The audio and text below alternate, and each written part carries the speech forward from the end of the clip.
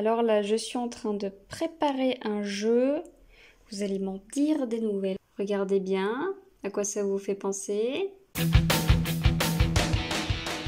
Salut les formateurs, c'est Flo. Dans cette vidéo, parlons jeu brise-glace ou icebreaker. C'est pareil. Tout dépend si vous préférez le français ou l'anglais. Restons dans une langue que je maîtrise. Donc parlons des jeux brise-glace. Les jeux brise-glace, j'en ai cherché toute une panoplie, que ce soit à distance ou en présentiel. Aujourd'hui, je me focalise sur le distanciel.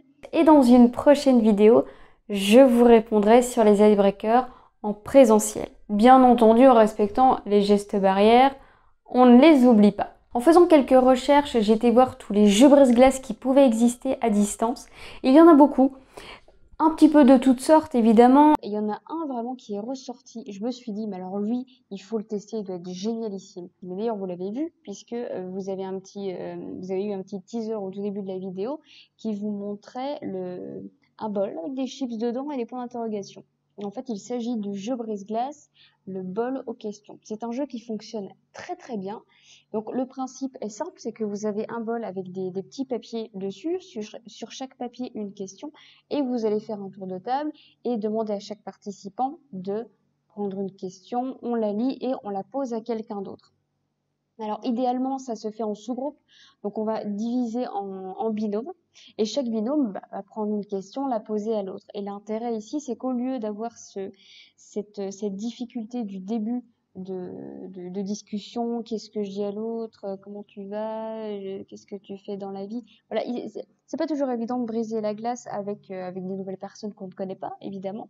Donc là, le but, c'est vraiment de faciliter l'échange et la discussion en donnant un thème. Si on a déjà un thème de discussion, c'est plus facile pour échanger dessus. Donc, le jeu topissime. Je me dis, ok, super. Donc aujourd'hui, comment est-ce qu'on peut l'appliquer en présentiel, ce jeu?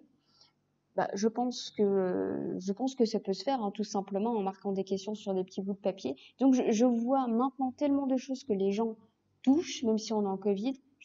Je pense par exemple au jeu avec la barre d'hélium que tout le monde va soulever avec son doigt puis la refaire poser.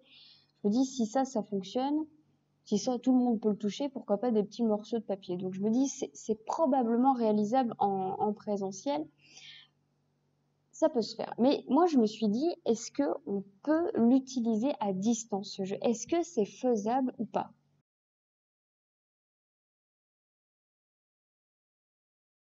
Et là, j'étais un peu plus loin. Donc j'ai créé ce que vous avez vu au début de la vidéo, ce fameux bol avec des questions. Et je suis partie sur Geniali pour créer ce que j'ai appelé la boîte aux questions. Tout simplement, j'ai simplement modifié le nom parce que j'avais des illustrations dans Geniali qui correspondaient à des boîtes et non plus à un bol. Donc je suis partie là-dessus. Je vais vous montrer. Et c'est parti pour la boîte aux questions. Je pioche.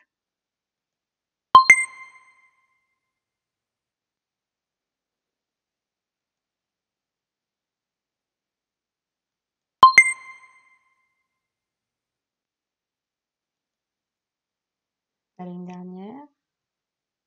Je prends cette balle.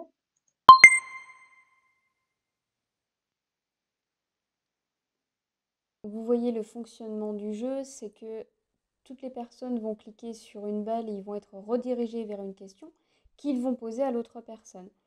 Alors, les couleurs en fait des balles, elles correspondent à des catégories de questions. Vous voyez que la première où c'est marqué avril, en fait, ces couleurs-là que j'ai pu mettre, c'est en fonction des mois de l'année. Il y a une autre catégorie sur le travail, une autre où c'est un petit peu plus personnel, d'autres où on va travailler un peu plus en profondeur parce que on se sent à l'aise et donc on peut aller un petit peu plus loin. Donc il y a des catégories de questions que j'ai utilisées. Donc sur ce jeu formidable qui fonctionne très bien en présentiel, est-ce que ça peut fonctionner à distance? Voilà la question que je me suis posée. Et donc je l'ai créé sur Geniali. J'ai créé ce fameux bol aux questions. Alors en gros, ça m'a pris quelques heures pour le créer. C'était pas non plus quelque chose de très loin à faire. Donc, je crée ce bol aux questions et je me dis, il n'y a plus qu'à le tester sur le terrain. Sauf que, chose à laquelle je n'ai pas pensé, c'est qu'une fois que les participants vont être divisés en sous-groupes, il y a un binôme. Il se pose une question. Donc, tout le monde doit avoir accès au Geniali. Bon, il clique, il trouve une question, il la pose à l'autre. Très bien. Mais si je suis sur un outil de visioconférence, c'est l'anarchie. Parce que autant on est en plénière, bon, soit je peux prendre le pli qu'on reste en plénière, il y en a un qui choisit une boule il y a une question qui apparaît et il choisit à qui il veut poser la question, ce qui va créer un échange. Et tous les autres observent pendant 1 minute et ensuite on échange. Donc ça fait un tour de table en fait, un tour de table brise-glace, je sais pas si on peut l'appeler comme ça. Pourquoi pas? Sinon, chose beaucoup plus difficile, c'est de diviser les groupes en sous-groupes. Donc ça fait des binômes. Donc imaginez s'ils sont 10, bon, ça me fait 5 binômes. Ça va, c'est pas trop compliqué de les diviser. Et si on change toutes les minutes, imaginez derrière ce qu'il faut faire sur Zoom. Ou alors soit il faut qu'il y ait un animateur plutôt un technicien qui soit là pour remodeler les sous-groupes, les casser, les changer. Mais ça veut dire aussi que l'animateur doit aller dans chaque sous-groupe. Bon, allez les gars, on va bientôt changer, machin. En fait, ce n'est pas réalisable. On ne peut pas utiliser le bol aux questions en classe virtuelle. Je pense qu'il y a trop de freins. C'est trop compliqué. Il y a des choses qui sont beaucoup plus simples à utiliser en brise-glace plutôt que celui-ci. Ou alors, il faut changer quelques règles. Voilà. Soit on reste en plénière, il y en a un qui choisit une question, il la pose à quelqu'un d'autre, puis celui qui a répondu, il va pouvoir en poser une à une autre personne, et ainsi de suite, comme ça on tourne. On peut apprendre à se connaître comme ça. Ça peut être fait.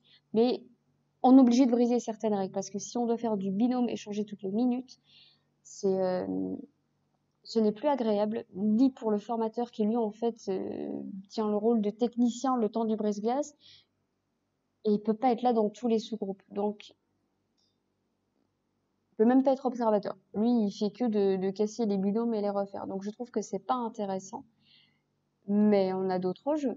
Bon alors vous en pensez quoi concrètement? Est-ce que c'est réalisable?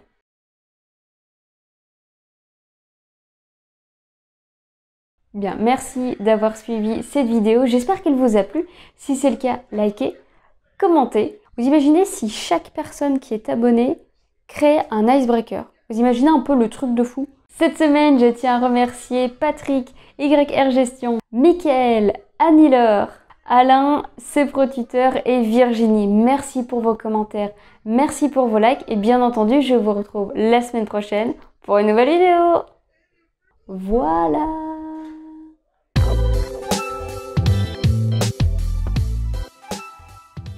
Ça m'énerve ces trucs de tutoriel, là, je m'en fous, mais alors, hein.